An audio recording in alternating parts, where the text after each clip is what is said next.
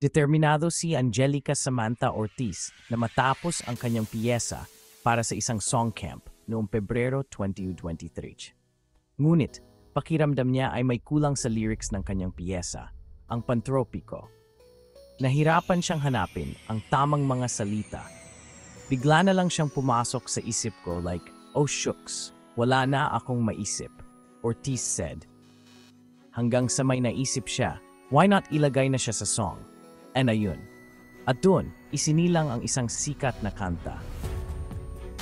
Ngunit 4 na buwan itong naghintay bago sumikat. Ang Pantropiko, ang summer bubblegum pop anthem na inilabas noong Nobyembre 2023, ang nagpasikat sa OPM group na BINI. Ito ang unang kantang ginawa ni Ortiz, isang estudyante ng film. Tumagal ng 10 araw ang pagsusulat at 5 araw naman para gawin ang demo track sa tulong ng kanyang mga kasama sa Flip Music Productions Inc. Hindi inakalang ni Ortiz na magiging sikat ang Pantropiko, hindi lang sa mga tropical na isla na ito, kundi sa buong mundo. Ipinagdiriwang ng kanta ang pag-ibig at tag-init, tulad na makikita sa Pantropiko performance video ng BINI sa YouTube na mayroon ng mahigit 15 milyong views. Naisip ni Ortiz ang mga sikat na beach sa Pilipinas na siyang naging inspirasyon sa tema at titulo ng kanta. Inamin niyang naisip din niya ang kanyang crush habang sinusulat ang kanta para mas makarelate ang mga kabataan. Sa online, iniugnay pa ng mga Pilipino ang Pantropiko sa iba pang mga kantang inspirasyon ng panahon tulad ng Raining in Manila ng Lola Amour.